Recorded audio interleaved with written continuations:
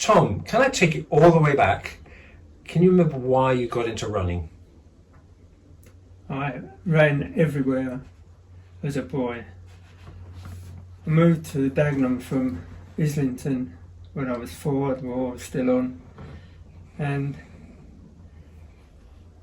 couldn't afford bus fares, so I used to run to the shops, run home, run to the greengrocers for my mother, run home, everywhere I ran. And so I was hooked from the start. There was no sort of racing. But sometime later, Colin Young, you remember Colin Young, the walker, a race walker, GB vest for walking, and he used to come past my house walking, and all the kids did at the time. We used to take the mickey out of him because walking style, you know what it's like. But as I got older, I began to admire him, and many years later, we used to talk together. In the job I had, I used to buy paper and board from the company he worked for, and I used to talk to him on a daily basis and got to know him really well.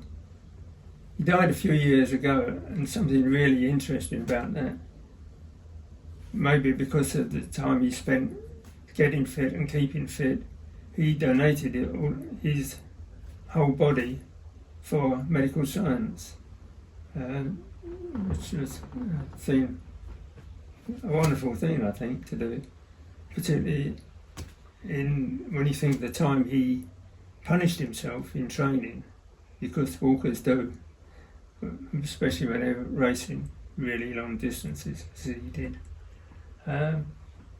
So that's how I got into running, and I joined the Dagenham Athletic Club as it was when I was 16, just started work, and there was only probably about 8 or 9 of us going regularly to train there, and hardly any competition. So the 9 of us all went and joined Hornchurch Harriers, and I remained with Hornchurch until long after I moved to Harlow. And in fact, I joined Harlow AC as a second lane member, and I'm still in touch with 2 or 3 of my Hornchurch Harriers, meeting a couple of them next month. What was your event? Well, I ran every distance from half mile up to 20 miles. And what was your favourite event? I won the Essex Steeplechase in 1967. So I suppose I had most success in there. Also won a fabulous tea set in an open invitation race. So yeah, it's what I had most success in. And training on the track, what was the track session you think? What was your hardest track sessions? Everybody has these sessions they do as a middle and long distance runner. I think used to do quarters, 400 metres, we call it now, quarters with a friend of mine. And do you remember the little clocks you used to get for dark rooms? Mm-hmm. We both had one of those, and we would set off on a certain point of mine, and Bill would put his at the 2:20 point, so we'd see what pace we were going. So we used to run quarters a lot. With limited recovery. Short recovery, yeah. Mm. And the point of this interview is to take us into Harlow and the Unigate Marathon. Mm-hmm. How did that come about? I was on the committee of Harlow AC, and I said one evening at a committee meeting, with all the psychopaths we have in Harlow, it's ideal to run a race around using the cycle paths, keep people off the road, and we could put a race on. Roughly what year are we talking now? This was probably 1964. And I said, with that in mind, 5-mile races and 10-mile races are 10 a penny. So if we were going to put one on and make any impact, we ought to put on a marathon. Nods all round, and somebody said, why don't you organise it? So the year later, the first Harlow Marathon, 1965. And I carried on till 1983. The course, who decided on the course? I did. I had a rough idea from training a lot on the roads and cycle paths. Obviously I wanted to start and finish at the sports centre because I had a good relationship with the managers there. And the best way to go about it was 1 small lap and 2 large laps, and then I thought we'd get the 26 miles in. And that's how it transpired. And what reputation, as its reputation built, what reputation did it have? Did some people think they're coming to Essex and it's going to be a nice flat course, or were they warned? I think they probably would have. People imagine Essex as being flat. They didn't after they'd been up Greyhound Hill. And it was quite a testing course. There was some pretty hefty hills to climb up and run down. So yeah, overall, well, the reputation probably got round that it was a fairly fast course, particularly after Ian Thompson ran 2:12. But then that was a remarkable race. You have mentioned that race. That was. Tell us a bit about and the significance of the 1973 Unigate Marathon. Well, I knew that the Commonwealth Games would be held in New Zealand in 1974. So in 72 I wrote to the 3As and suggested, we've got an established marathon here in Harlow, it's a good course, and we would be happy to put on a trial for the Games. And some months later I got a reply saying they'd come and look at the course. I took them round and they decided they'd go with it.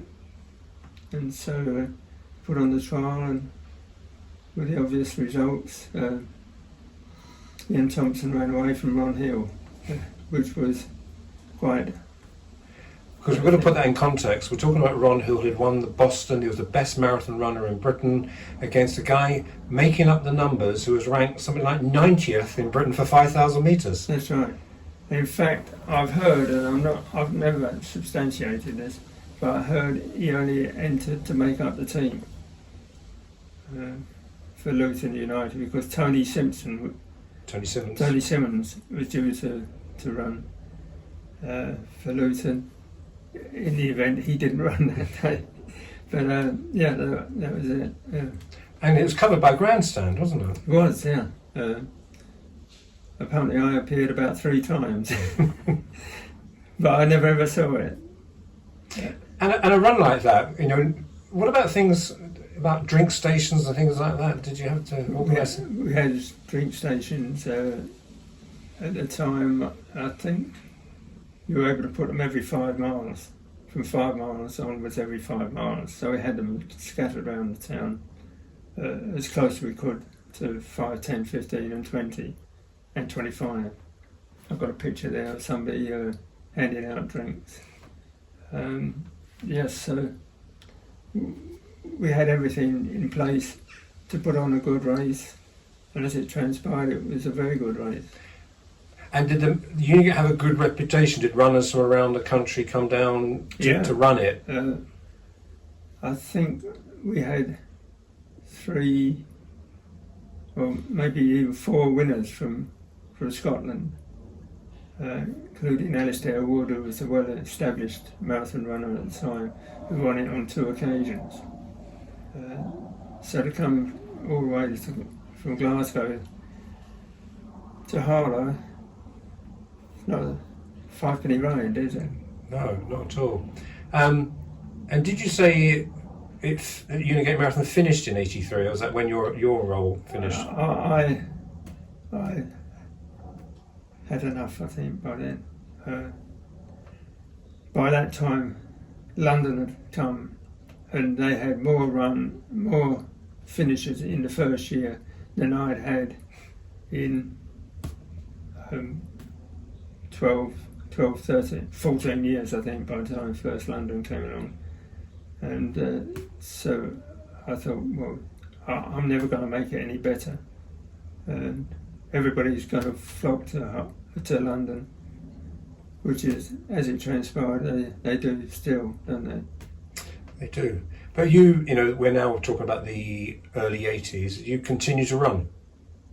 Did you know, you were, say, now a veteran in the 80s. Did you continue to run and compete? Or? I competed really until I was probably in my late 40s. I was competing.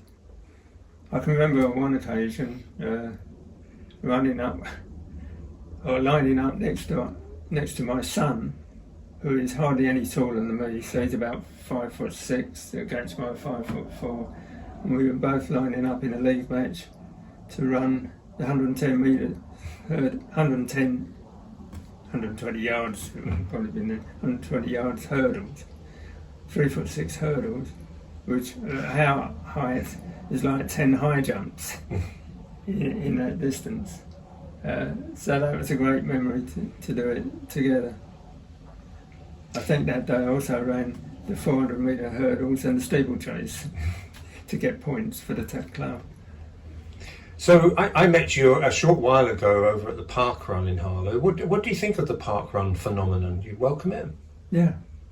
The more people to get to run, the more likely to join clubs and start running seriously. I think the real problem with athletics or distance running today is not enough people train properly. But if some of those park runners join a club and start to run and train properly, our whole ethos about distance running might change, because compared with the likes of Thompson and Ron Hill and some of their contemporaries, marathon running has gone backwards.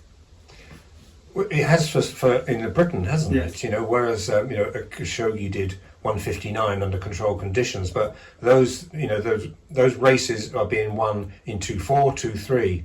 Yet British runners still seem to be at 2:12, 2:14. Maybe the odd one will go under 2:10. Why do you think that's happened? Because there are not enough people running seriously. When I was running, if I'd run 50 miles a week, it was a rest week. I used to run 50, 60, 70 miles a week, and I was a club runner. Nowhere near international standard, hardly really in Essex standards, because I needed to do that just to keep up with my club mates. And I saw a recent, there's a running page on Facebook about running results, and there was a 1983 10 miler, and there's somebody who came 250th, did 59.59. Now I'm going to say to people, 250 guys in some bog standard 10 miler, all doing under an hour, you know, and I think you'd win now doing about 58 minutes, you know, maybe, and that's, so I guess that confirms your point. That a lot of people, you're amongst the masses doing big good times. Yeah, I can remember running Harlow AC 10 mile championship. I'd finished, I don't know, 56 minutes or something like that. And walking back towards Dave Sharp, I don't know if you know that name, Dave Sharp, yeah. And saying, Dave, come on, a bit more effort, you're going to get under the hour. Because everybody aimed to get under the hour, because you weren't even considered a runner unless you could do 10 miles in under an hour. You go on Essex championships and see the times that races are won, and they are pathetic. And somebody might be running hour and 5 minutes to get third place. in Essex Championships. Pathetic is the only word I've got for it, to be honest. So do you think there's any need? I mean, it's great to see, you know, you turn up to Harlow Park Run, there's 200 people there, you go around the country, there's different park runs. It's great to see the social aspect of that, but do you think more needs to be done back at grassroots, for clubs, you know, to encourage and get back those marathon, you know, encourage the marathon times? Yes, because they don't, you see, well, I watch some of them, they're warming up, and you think that they're going to run well. But then most of them, you see, are chatting for 10 or 15 minutes and then going to run. They haven't done any warm-up whatsoever. So their warm-up is the first mile of what theoretically is a race. So, you know, I can't get my head around that. I was going to finally ask you, if you only had allowed to remember one race that you've run, it's a tricky question to throw in you, what one would it be? Would it be this Essex Steeplechase Championships? No, funny enough, I did national service, and I'd been in the camp about an hour at the most, and somebody said to me, "The CO wants to see you, commanding officer." And so, even though it was a very new in, I had to march in, stand to attention, and the CO said to me, "I have a letter here from your club secretary, Mr. Tim Vine." No, Bert Vine. Tim Vine's a comedian. Bert Vine, requesting you go to run for your club in Liverpool, wherever it was, I can't remember, the Wirral. If you would like to go, I'll give you permission to go. You don't have to hand your civilian clothes in until you get back on a Sunday night, and we'll give you a travel pass to get to wherever I had to go. And that was my introduction to the army, where they looked after sportsmen. If you're good at football, running, cricket, whatever, once you were in the army took you under their wing and gave you every opportunity. And that was a great thing about national service. So I enjoyed my 2 years. And finally, you're, may I say, 83, you're still running, you really still want to continue to run? Yeah. Tom.stillrunning at ntlworld.com. That's my email address. And I can't change it, so I've got to keep running.